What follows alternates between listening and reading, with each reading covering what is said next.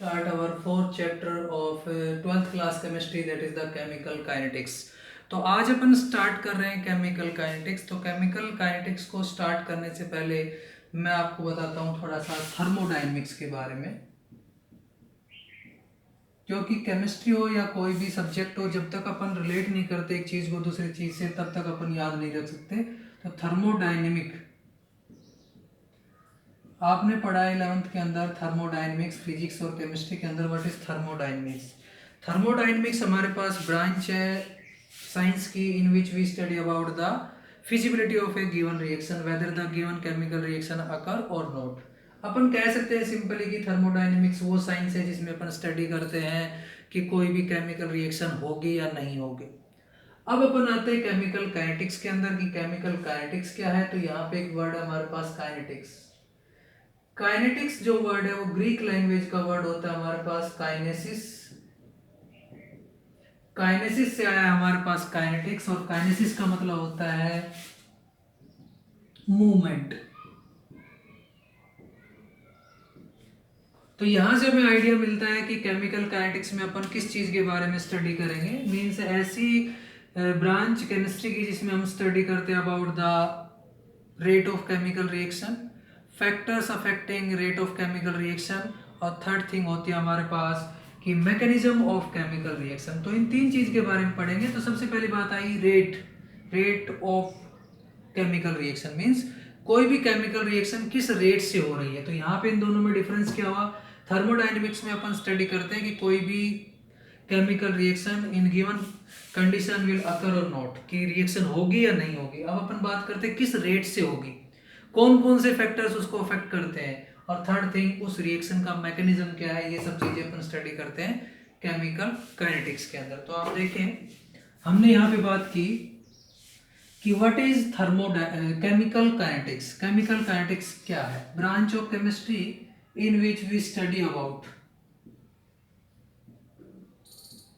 जिसमें हम स्टडी करते हैं किसके बारे में? Rate of a chemical reaction, rate of chemical reaction. Second जो थिंग आती है फैक्टर्स अफेक्टिंग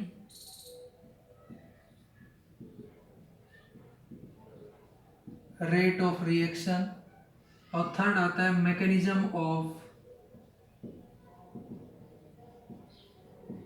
रिएक्शन। तो ये तीन चीजें होती है हमारे पास जिनको अपन स्टडी करते हैं इन chemical kinetics. The rate of chemical reaction, कि कोई केमिकल रिएक्शन किस रेट से हो रही। Second is the factor affecting rate of chemical reaction.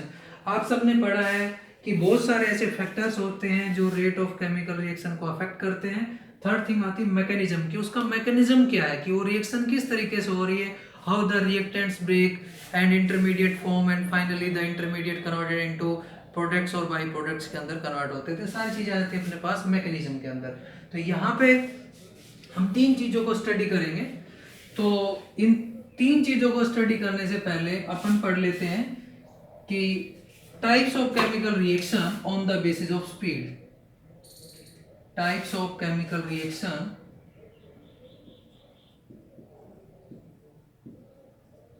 Types of chemical reactions on the basis of speed. जैसे यहाँ पे हमने स्पीड की बात की, रेट, स्पीड, मूवमेंट, ये सब चीजें एक दूसरे से रिलेटेड है कि कोई भी केमिकल रिएक्शन होती है तो उसकी स्पीड क्या है।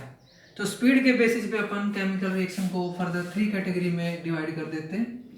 एक आता है हमारे पास वेरी फास्ट रिएक्शन। ऐसी रिएक्शंस जो बहुत तेजी से होती है, मींस आपने रिएक्टेंट लिया, उनको मिक्स डाला, डालते ही प्रोडक्ट बन गया, तो उन रिएक्शन को अपन बोलते हैं वेरी फास्ट रिएक्शन। सेकंड आती है वेरी स्लो रिएक्शन, और थर्ड आती है हमारे पास इंटरमीडिएट या अपन कहें moderate speed. Moderate speed reaction. तो स्पीड के बेसिस पे वेरी फास्ट स्पीड, बहुत तेजी से जिनकी रेट होता है। सेकंड होता है very slow reaction, very slow speed reaction, और थर्ड हमारे पास मॉडरेट स्पीड रिएक्शन। तीन टाइप की रिएक्शन हुई। तो सबसे पहले अपन बात कर लेते हैं या एग्जांपल की बात करते हैं कि वेरी फास्ट, और वी कैन से ऐसी रिएक्शंस जो पलक झपकते ही, या हम कहें कि जिनको होने में बहुत कम टाइम लगता है, उनको अपन क्या बोलते हैं, वेरी फास्ट रिएक्शन। तो इसके एग्जांपल क्या है, आयोनिक रिएक्शन। आयोनिक रिएक्शंस वो रिएक्शन होती है जिनको होने में बहुत कम टाइम लगता है। For example AgNO3 aqueous NaCl aqueous, ये अपन ने लिया है। इसके अंदर क्या होता है कि एक्वस के अंदर लिए हैं तो आयन पहले से अवेलेबल होते हैं। यहाँ पे Ag पॉजिटिव आयन होगा, NO3 negative ion, Na positive, Cl negative. तो ये आयंस क्या करेंगे, अपोजिट के साथ जाके मिक्स हो जाएंगे। जैसे आप देख सकते हैं कि हमारे पास बनेगा यहाँ पे NaNO3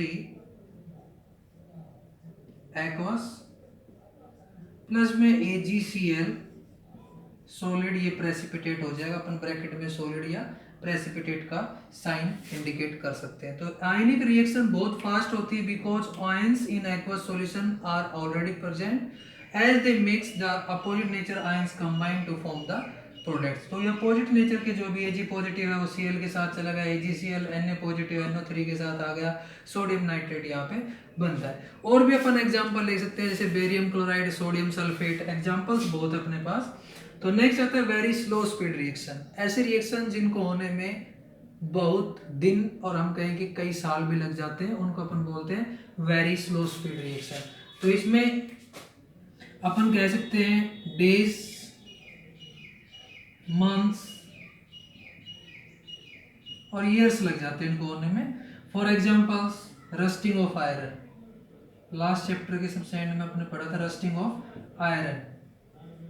लोहे को जो जंग लगने की जो प्रोसेस होती है वो बहुत स्लो होती है, इसको होने में काफी टाइम लग जाता है। तो ये हुआ हमारे पास second type of reaction, that is very slow speed reaction. अब अपन बात करते हैं थर्ड, मॉडरेट स्पीड रिएक्शन। वो रिएक्शंस जिनको होने में ना तो ज्यादा कम टाइम लगता है ना ही बहुत ज्यादा टाइम लगता है, तो उन रिएक्शंस को अपन बोलते हैं moderate speed reaction. For example hydrolysis of ethyl acetate।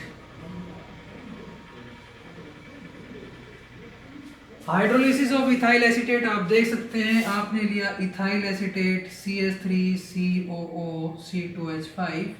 Hydrolysis आप H2O इसके अंदर डालेंगे इन प्रेजेंस ऑफ H पॉजिटिव, ये ब्रेक हो जाएगा, यहाँ से एसिड आपको मिलेगा कौन सा CH3COOH, अल्कोहल मिलेगा यहाँ पे C2H5OH, इसको डीएस्टरिफिकेशन रिएक्शन भी अपन बोल सकते हैं।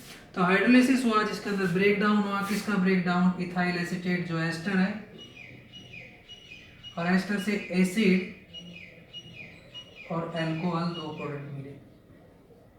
तो ये थी हमारे पास थर्ड टाइप ऑफ रिएक्शन। आप यहाँ पे H2O2 का डिकम्पोजिशन भी दे सकते हैं। H2O के अंदर डिकम्पोज होता है प्लस में हाफ O2।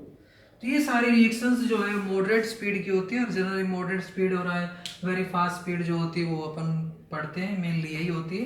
तो on the basis of speed के बेसिस पे केमिकल रिएक्शन को अपन ने क्या किया, तीन कैटेगरी में डिवाइड किया। वेरी फास्ट रिएक्शन, ऐसी रिएक्शन जिनको होने में अपन कहे कि इतनी फास्ट होती है कि इनको कंप्लीट होने में 10⁻12 टू 10⁻16 सेकंड में कंप्लीट हो जाती है। आप देख सकते हैं कितनी फास्ट स्पीड होती है इनकी। तो ये पहली कैटेगरी हुई हमारे पास वेरी फास्ट रिएक्शन। इसमें और भी एग्जांपल मैंने बताया जैसे कि बेरियम क्लोराइड और सोडियम सल्फेट से प्रेसिपिटेशन रिएक्शन 10th क्लास में जाता है। वेरी स्लो स्पीड रिएक्शन, ऐसी रिएक्शन जिनको होने में दिन लग जाते हैं, महीने साल भर लग जाते हैं, उनको अपन बोलते हैं very slow speed reaction. Rusting of iron. Third आता है मॉडरेट स्पीड रिएक्शन, वो रिएक्शन जो ना तो बिल्कुल धीरे होती है ना ही बिल्कुल तेज होती है, मीन्स मॉडरेट स्पीड से होती है। इसमें हमने एग्जांपल बताया एस्टर का डीएस्टरिफिकेशन और हाइड्रोलिसिस, और H2O2 का डिकम्पोजिशन। तो ये था हमारे पास types of chemical reactions on the basis of speed के बेसिस पे। तो नेक्स्ट आता है अपने पास रेट ऑफ रिएक्शन, कि केमिकल रिएक्शन के रेट को अपन किस तरीके से समझ सकते हैं। आप ध्यान से देखें, जब भी हमारे पास कोई भी केमिकल रिएक्शन होती है तो उसमें एक होता है हमारा रिएक्टेंट, और रिएक्टेंट्स भी हो सकते हैं जो कन्वर्ट होते हैं प्रोडक्ट और सिंपली हम कह सकते हैं एक से ज़्यादा प्रोडक्ट्स के अंदर बदलते हैं। तो इस चीज़ को आप समझें कि हम सबको पता है कि रेट ऑफ केमिकल रिएक्शन का मतलब क्या है कि इसकी कितने डिक्रीज हुई कंसंट्रेशन, इसकी कंसंट्रेशन कितनी इंक्रीज हुई और कितना टाइम लगा। आप सिंपल तरीके से समझ सकते हैं, टाइम के साथ साथ क्या होता है, हमारे पास रिएक्टेंट जो होता है वो डिक्रीज होता है और प्रोडक्ट जो है वो इंक्रीज होता है। ये आप समझते हो कि जैसे अपन रिएक्शन स्टार्ट करते हैं तो केवल हमारे पास रिएक्टेंट होता है, वो घटना स्टार्ट हो जाता है और प्रोडक्ट हमारा बनना स्टार्ट होता है। किस तरीके से ग्राफ की फॉर्म में आप देखें,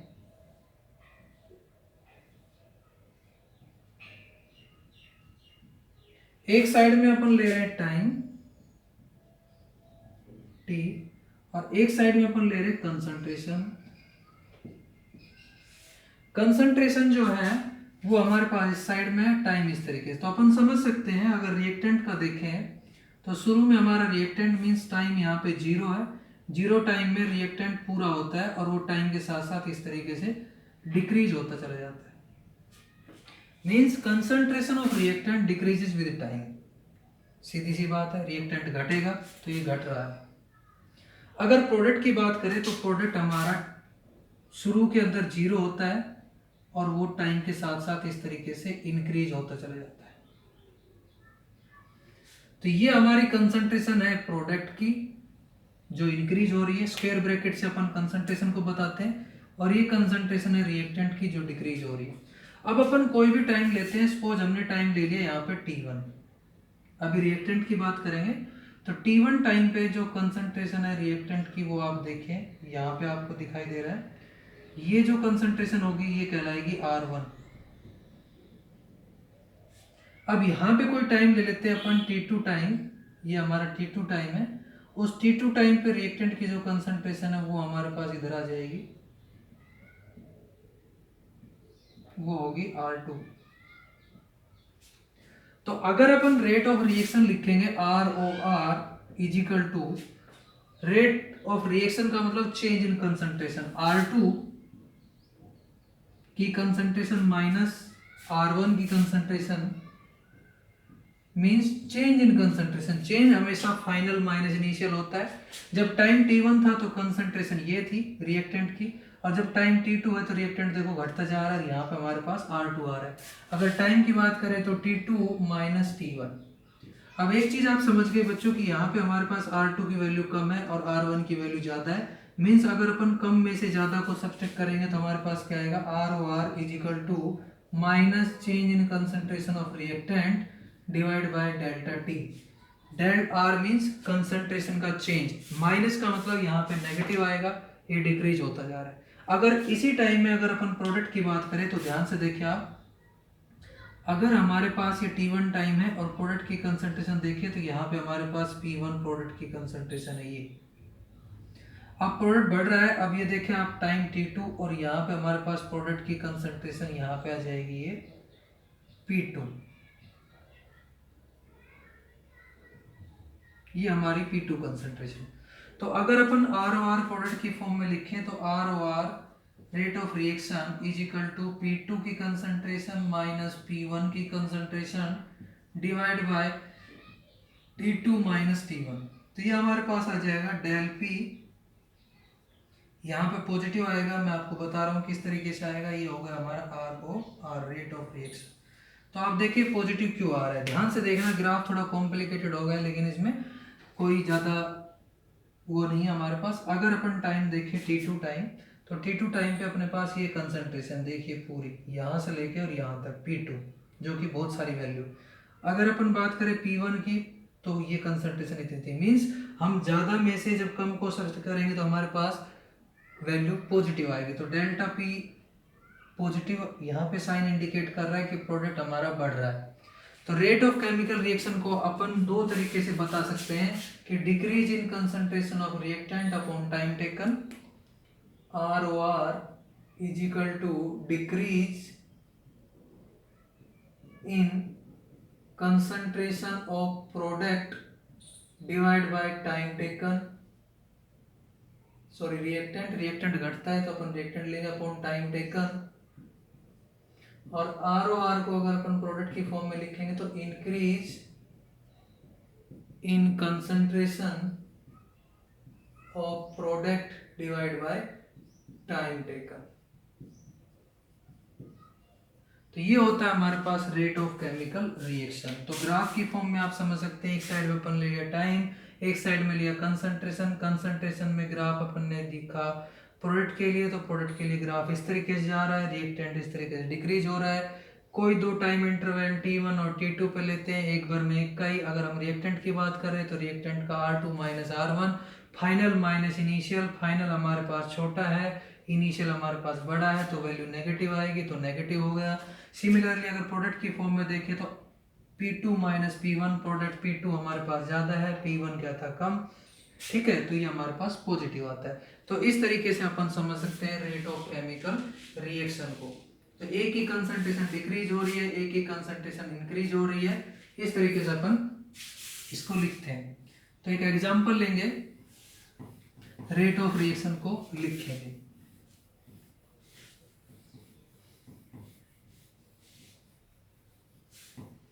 जैसे एक रिएक्शन दी गई है, डिकम्पोजिशन ऑफ PCl5। PCl5 जो होता है वो हमारे पास कन्वर्ट होगा PCl3 प्लस में क्लोरीन गैस। तो ये रिएक्शन दी गई है, इस रिएक्शन के बेस पे हम रेट ऑफ रिएक्शन लिखेंगे। देखिए किस तरीके से।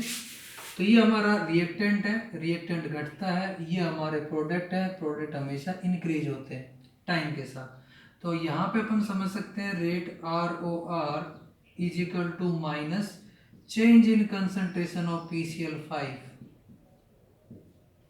माइनस से लगाए तो डिक्रीज होगा upon delta T is equal to PCl3 जो होगा वो इंक्रीज होगा, तो यहाँ प्लस लगाएंगे, change in concentration of PCl3 divided by delta T is equal to. बहुत सारे स्टूडेंट्स को यहाँ पे कंफ्यूजन होता है कि सर यहाँ पे भी इक्वल लगा है, यहाँ पे भी इक्वल लगा।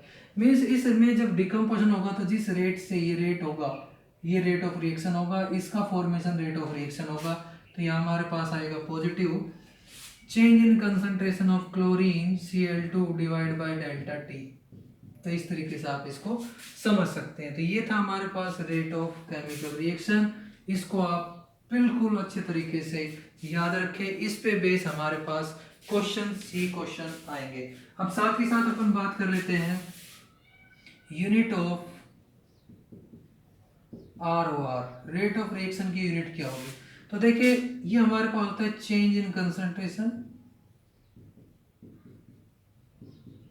अपॉन टाइम टेकन, या सिंपली हम कह सकते हैं कंसंट्रेशन अपॉन टाइम। तो कंसंट्रेशन किस में होता है, मोल पर लीटर, और टाइम किस में होता है, सेकंड के अंदर। तो हमारे पास आ जाएगा मोल पर लीटर पर सेकंड। लेकिन in case of gases, in case of gases, gas के केस में क्या होगा, जो कंसंट्रेशन होती है वो मोल पर लीटर ना होकर हमारे पास किस में मेजर किया जाता है, एटमॉस्फेयर में। तो गैस के केस में क्या हो जाएगा हमारे पास, एटमॉस्फेयर पर second. Means mole per litre की जगह पे आपने क्या रख दिया, ATM, एटमॉस्फेयर। तो ये होता है हमारे पास unit of rate of reaction, कि रेट ऑफ रिएक्शन की यूनिट क्या होगी। तो हम इसको समझ सकते हैं कि किसी भी केमिकल रिएक्शन के अंदर ऊपर आता है रेट, जब अपन लिखते हैं तो ऊपर आता है कंसंट्रेशन, नीचे आता है टाइम।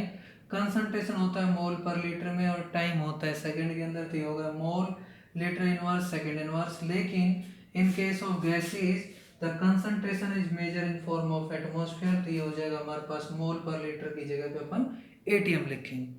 अब डिफरेंट टाइप्स ऑफ रिएक्शन की अपन पढ़ते हैं, instantaneous rate of reaction, average rate of reaction. तो ये छोटे छोटे टर्म है। Instantaneous rate of reaction means rate of A reaction at a particular instant of time. अगर किसी एक पर्टिकुलर टाइम पे अगर अपन रेट ऑफ केमिकल रिएक्शन को मेजर करें तो उसको अपन बोलते हैं इंस्टेंटेनियस रेट ऑफ रिएक्शन। तो अपन एक बार देख लेते हैं व्हाट इज इंस्टेंटेनियस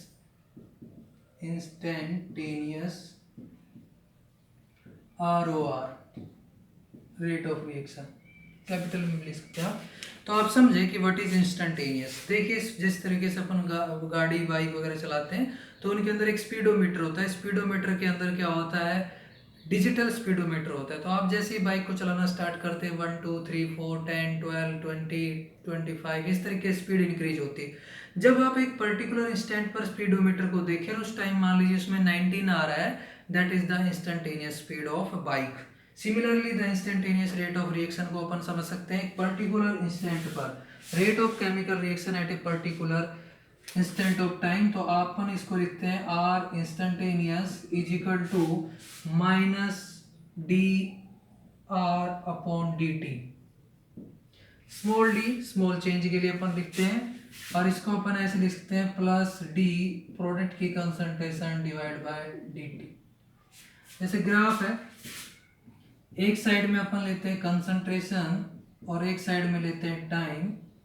तो ग्राफ इस तरीके से आता है। एक पर्टिकुलर इंस्टेंट, एक छोटे से इंस्टेंट के लिए अगर अपन देखेंगे तो यहाँ पे छोटे सा चेंज होगा कंसंट्रेशन में, जिसको अपन डी आर बोल रहे हैं रिएक्टेंट के लिए, और एक छोटा सा टाइम इंटरवल होता है इधर की तरफ टाइम, अपन उसको बोलेंगे डी टी। तो एक इंस्टेंटेनियस टाइम पर जो रेट होता है उसको अपन बोलते हैं इंस्टेंटेनियस रेट ऑफ रिएक्शन। तो आइए अब नेक्स्ट देखते हैं अपन। तो नेक्स्ट हमारे पास इस पे बेस्ड न्यूमेरिकल, आप ध्यान से देखिए अगर आप इस क्वेश्चन को समझेंगे तो जितने भी एनसीईआरटी के क्वेश्चंस हैं या बोर्ड एग्जाम में जो भी क्वेश्चंस आते हैं या पूछे आए हुए हैं तो आप उनको इजीली सोल्व कर पाएंगे। तो पहले आप कॉन्सेप्ट को समझें, कॉन्सेप्ट को समझने के बाद आप इसको देखें। तो ध्यान से देखें, यहाँ पे एक केमिकल रिएक्शन दी गई है। केमिकल रिएक्शन हमारे पास डिकम्पोजिशन ऑफ N2O5, ये केमिकल इक्वेशन आपको क्वेश्चन के अंदर गिवन है। एनसीईआरटी के अंदर भी क्वेश्चन आपको मिल जाएगा। तो यहाँ पे N2O5 का डिकम्पोजिशन है। Decomposition in presence of CCl4 at 318 kelvin, 318 kelvin पे N2O5 का डिकम्पोजिशन की रिएक्शन आपको दी गई है। अब इस रिएक्शन में आप देखें N2O5 decompose to produce NO2 gas plus O2 gas. तो अगर मैं आपसे सिंपली कहूँ, सबसे पहले इसका सॉल्यूशन के अंदर अपन क्या करेंगे, अपन इसके रेट ऑफ रिएक्शन लिखेंगे ROR, that will equal to -1/2। जो भी स्टोइकोमेट्रिक कोफिशिएंट्स होते हैं 1 में आ जाते हैं, जैसे 2 है तो 1/2। यहाँ पे नेगेटिव आ रहा है क्योंकि हमारे पास रिएक्टेंट है, रिएक्टेंट की फॉर्म में अपन लिखते हैं तो माइनस आता है।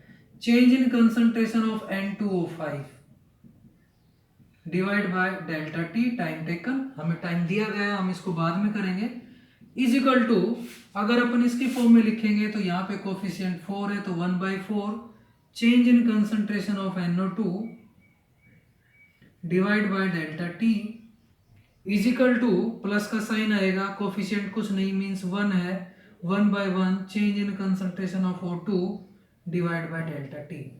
तो फर्स्ट ऑफ ऑल आपको ये काम कर लेना है, कोई भी क्वेश्चन आए इससे रिलेटेड, रेट से रिलेटेड, तो आपको ये करना है। अभी अपन देखते हैं कि अगर अपन रेट ऑफ रिएक्शन लिखेंगे तो change in concentration of N2O5 अपन को दिया गया है। देखते हैं, हमें दिया गया है इनिशियल कंसंट्रेशन। इनिशियल कंसंट्रेशन का मतलब T इज इक्वल टू 0। जब टाइम 0 था तो हमारा N2O5 की जो कंसंट्रेशन थी that was 2.33 mole per litre, ये कंसंट्रेशन थी। आफ्टर 184 मिनट, 184 मिनट बाद ये कंसंट्रेशन घटेगी। कितनी घट गई, 2.33 से 2.08। तो हमारे पास फाइनल कंसंट्रेशन भी है, इनिशियल कंसंट्रेशन भी है, टाइम भी है। तो अपन रेट कैलकुलेट कर सकते हैं। ROR, मैं थोड़ा इधर कर रहा हूँ, ROR is equal to minus, यहाँ पे चेंज आ जाएगा अपने पास कंसंट्रेशन का जो अपन कैलकुलेट कर रहे हैं, that will equal to 2.08 final minus initial 2.33 mole per litre, और टाइम कितना है 184 मिनट्स। ठीक है, तो अपन क्या करेंगे, इसको सोल्व करेंगे। सोल्व करने के बाद जो आंसर आता है डायरेक्टली मैं आपको बता रहा हूँ, आप इसको मैथमेटिकल कैलकुलेशन है, सोल्व करेंगे तो ये आ जाएगा हमारे पास 6.79 इंटू 10⁻⁻⁴ मोल पर लीटर पर मिनट। मोल पर लीटर पर मिनट मीन्स कि ये मिनट्स के अंदर दिया गया था आपको टाइम, तो आपका rate of chemical reaction minutes के अंदर आया। अब पूछा किस किस में गया है, आवर्स के अंदर पूछा गया है, सेकंड में पूछा गया है, मिनट में। तो मिनट में हमारा आ चुका है। जब मिनट में आ गया तो अपन इसको क्या करेंगे, आवर्स के अंदर भी कन्वर्ट कर सकते हैं। तो मिनट्स में आपका ये आवर्स के लिए आप क्या करेंगे, इसको मल्टीप्लाई कर देंगे 16, 1 hour is equal to 16 minute. तो ये हो जाएगा हमारे पास आर ओ आर 6.79 इंटू 10⁻⁻⁴। ये आपका पर मिनट्स के अंदर था। अब आप क्या कर रहे हैं, इसको आवर्स के अंदर कन्वर्ट कर रहे हैं, तो मल्टीप्लाइड बाय 60, तो हमारा ये आवर्स के अंदर आ जाएगा। आप इसको मैथमेटिकली कैलकुलेट करेंगे तो यहाँ पे आप सिंपली 60 से मल्टीप्लाई कर देंगे। जो स्टूडेंट जिनको समझने में थोड़ी दिक्कत हो इस तरीके से भी देख सकते हैं हमारे पास कि ये जो दिया हुआ था 180 मिनट्स था, तो मिनट्स को अपन 60 से डिवाइड करेंगे, नीचे 60 आएगा तो 60 ऊपर जाके मल्टीप्लिकेशन में चला जाएगा। इसको आप ध्यान से देख सकते हैं। कुछ स्टूडेंट्स को डाउट हो सकता है कि सर यहाँ पे आपका ये आंसर आया था और ये आपका मिनट के अंदर था। तो देखो इसी क्वेश्चन के अंदर ऊपर वाले के अंदर मैं बता रहा हूँ कि अपन मिनट्स को क्या करेंगे, आवर्स में कन्वर्ट करेंगे तो 60 से डिवाइड करेंगे। मिनट से आवर्स बन गए, लेकिन ये 60 कहाँ चला जाएगा, ऊपर चला जाएगा। तो रेट ऑफ केमिकल रिएक्शन हमारे पास 6.79 इंटू 10⁻⁻⁴ मल्टीप्लाइड बाय 60। तो ये जो आंसर आएगा हमारे पास वो आएगा मोल पर लीटर पर आवर्स। आवर्स के अंदर आ जाएगा आपका आंसर। तो यहाँ पे जो आंसर आता है वो आता है हमारे पास 4.07 इंटू 10⁻⁻²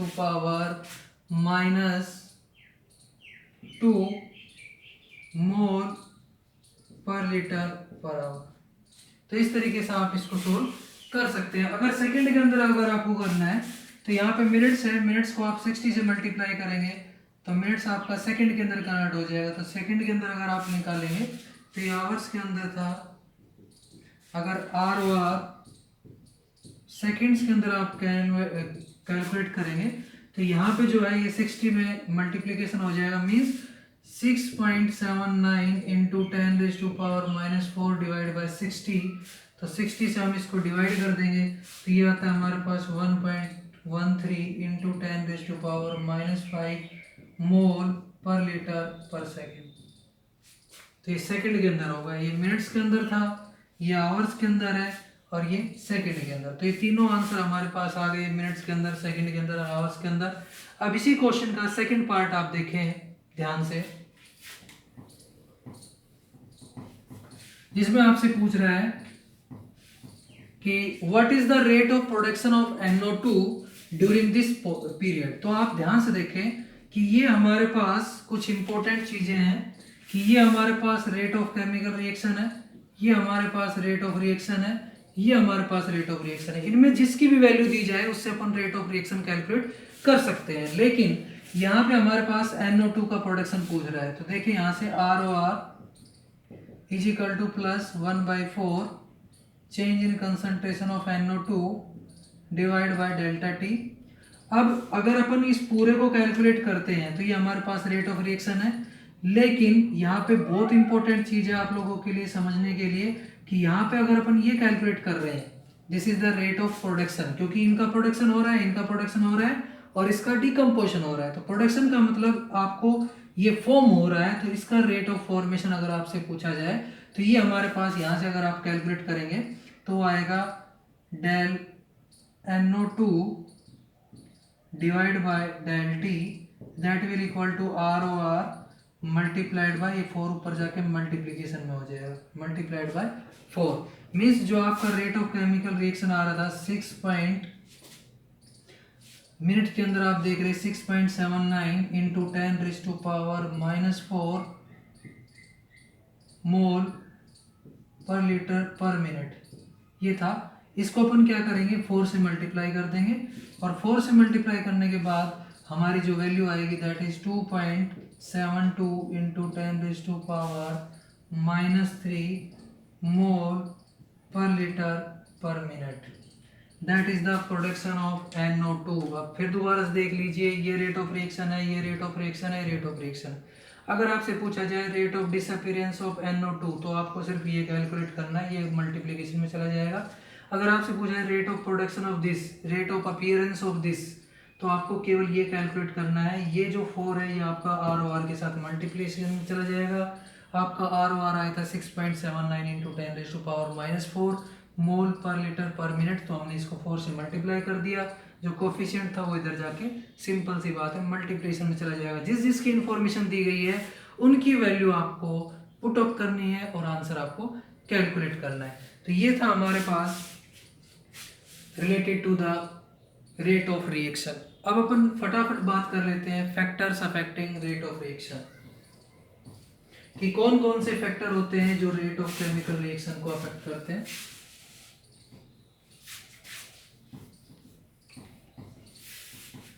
तो सबसे पहले आपको मैं यहाँ पे एक बात बताना चाहूँगा कि जो भी एनसीईआरटी के क्वेश्चंस दिए गए हैं आप वन बाय वन उन क्वेश्चंस को करेंगे और यही मेथड यूज करेंगे। अगर आपको डाउट आता है तो आप वीडियो को फिर से देखिए, फिर से देखने के बाद उसमें जो भी चीज़ें आपको बताई गई उनको फॉलो करें स्टेप बाय स्टेप, आपका आंसर आएगा।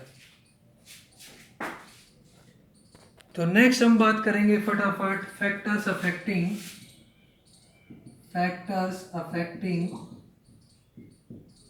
ROR, रेट ऑफ रिएक्शन को कौन कौन से फैक्टर्स जो है वो अफेक्ट करते हैं। सबसे पहली बात आती है नेचर ऑफ रिएक्टेंट।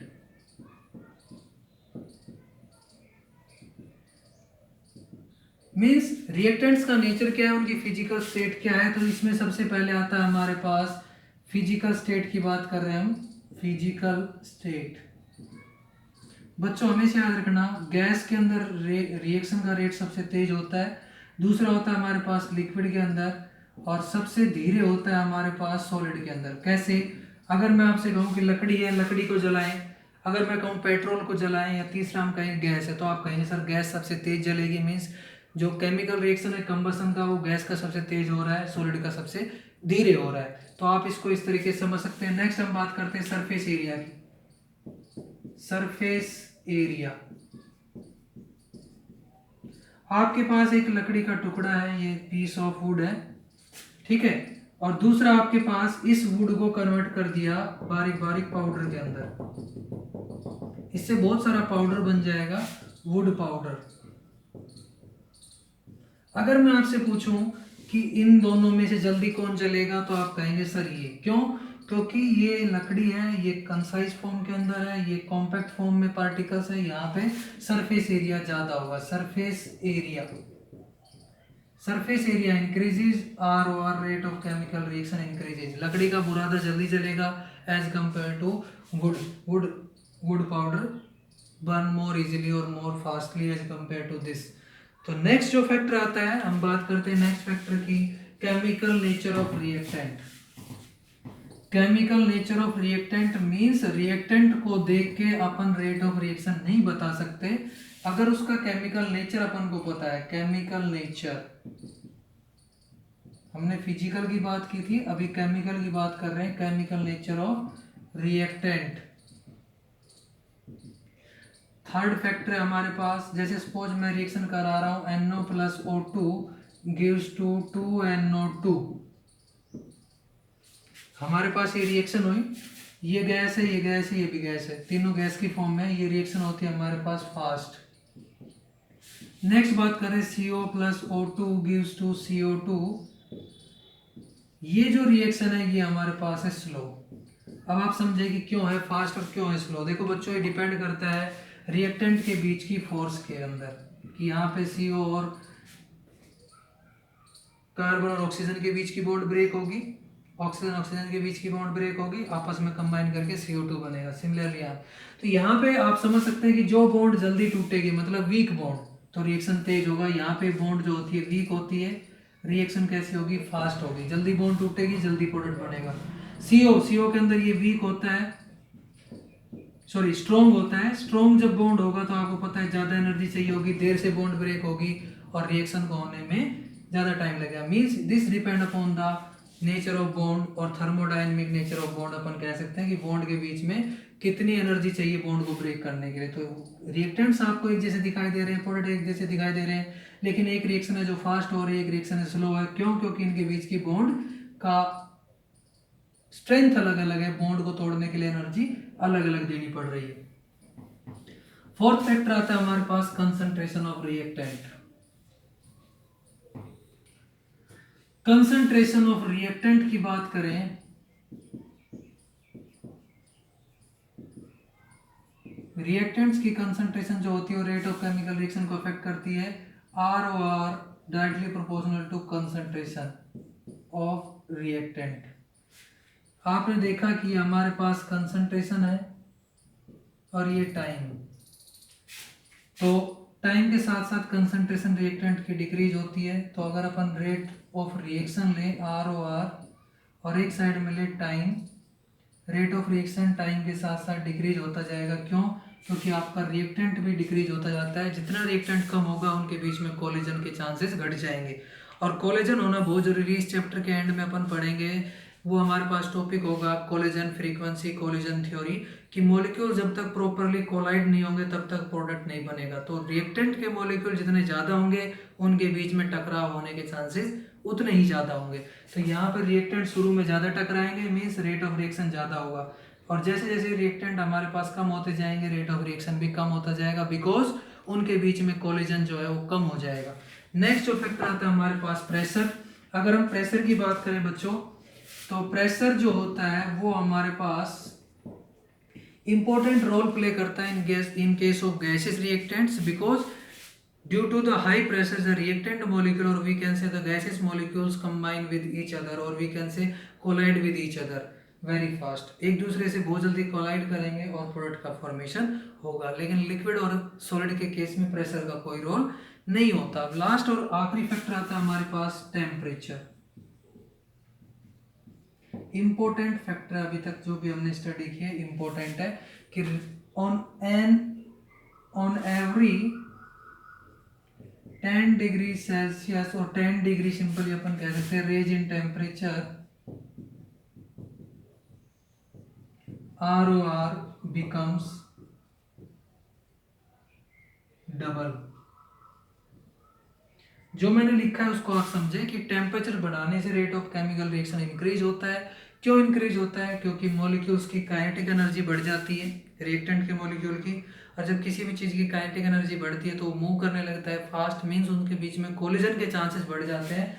तो जितने ज़्यादा कोलिजन होंगे उतने ज़्यादा इफेक्टिव कोलिजन होंगे, और जितने इफेक्टिव कोलिजन होंगे उतना ज़्यादा हमारा रेट ऑफ केमिकल रिएक्शन होगा। तो यहाँ पे हम बस हमने दिया है कि 10 डिग्री रेंज इन टेम्परेचर, अगर अपन 10 डिग्री टेम्परेचर को इंक्रीज करते हैं तो रेट ऑफ केमिकल रिएक्शन जो है वो डबल हो जाता है। देखिए आप किस तरीके से कि कभी भी किसी भी रिएक्टेंट को प्रोडक्ट में बदलने के लिए आप ग्राफ की फॉर्म में देखें, ये हमारा प्रोग्रेस ऑफ रिएक्शन है और इधर लेते हैं एनर्जी। तो रिएक्टेंट को प्रोडक्ट में बदलने के लिए एक एनर्जी चाहिए रहती है, that is known as activation energy. अभी अपन मान लीजिए कि हमने मॉलिक्यूल की एक्टिवेशन एनर्जी इतनी है, अपन ने दिया टेम्परेचर, तो टेम्परेचर देने से जो टेम्परेचर होता है वो एक्ट एज एक्टिवेशन एनर्जी, और हम कह सकते हैं कि उस मॉलिक्यूल को एक्टिव कर देता है, मीन्स उसको इतना एनर्जी प्रोवाइड करता है कि वो इस एनर्जी बैरियर को क्रॉस कर जाए, जिसको अपन एक्टिवेशन एनर्जी बोल रहे हैं। तो जो हमारा टेम्परेचर है वो किसकी तरह काम करता है? एक्टिवेशन एनर्जी, मीन्स मॉलिक्यूल को एक्टिव कर देता है। मॉलिक्यूल जब एक्टिव होंगे तो बैरियर को क्रॉस कर जाएंगे और फास्टली कन्वर्ट होंगे किसके अंदर? प्रोडक्ट के अंदर। तो ये था हमारा एक्टिवेशन एनर्जी से रिलेटेड। और ये इसके बाद अपन एक दो फैक्टर और भी होते हैं, प्रेजेंस ऑफ लाइट और प्रेजेंस ऑफ कैटलिस्ट। कैटलिस्ट का भी आप इस तरीके से समझ सकते हैं कि कैटलिस्ट क्या करता है? लोअर कर देता है एक्टिवेशन एनर्जी को, मीन्स एक टनल का फॉर्मेशन कर देता है कि जो एक्टिवेशन एनर्जी आपको इतनी ज़्यादा चाहिए रही थी, इन प्रेजेंस ऑफ कैटलिस्ट वो एक्टिवेशन एनर्जी कम हो जाती है। अपने 11th में पढ़ा है। और लास्ट में आता है हमारे पास प्रेजेंस ऑफ लाइट। कुछ केमिकल रिएक्शन ऐसी होती है जो लाइट की प्रेजेंस में होती है, उन केमिकल रिएक्शंस को अपन बोलते हैं फोटोकेमिकल रिएक्शंस। तो ये लास्ट फैक्टर था। तो इंपॉर्टेंट फैक्टर हमने सबसे पहले बात की nature of reactant, physical state की बात करी, उसके बाद हमने कहा कि सरफेस एरिया कितना होता है, थर्ड हमने बात की टेम्परेचर की, प्रेशर की, ठीक है, नेचर ऑफ रिएक्टेंट्स की बात की कि केमिकल नेचर कैसा है, और टेम्परेचर बहुत इंपॉर्टेंट फैक्टर है। On every 10 degree range in temperature the rate of chemical reaction becomes double. तो एक क्वेश्चन है कि 10 डिग्री सेल्सियस पे किसी केमिकल रिएक्शन का रेट आर है, तो अगर अपन 100 डिग्री सेल्सियस कर दे तो अब उसका आर जो है वो कितना होगा, रेट कितना होगा इस इनिशियल का? तो इसका आंसर आता है हमारे पास 512 गुना, लेकिन बहुत सारे स्टूडेंट इसका आंसर देंगे कि 2 टाइम्स और 10 टाइम्स, इस तरीके से।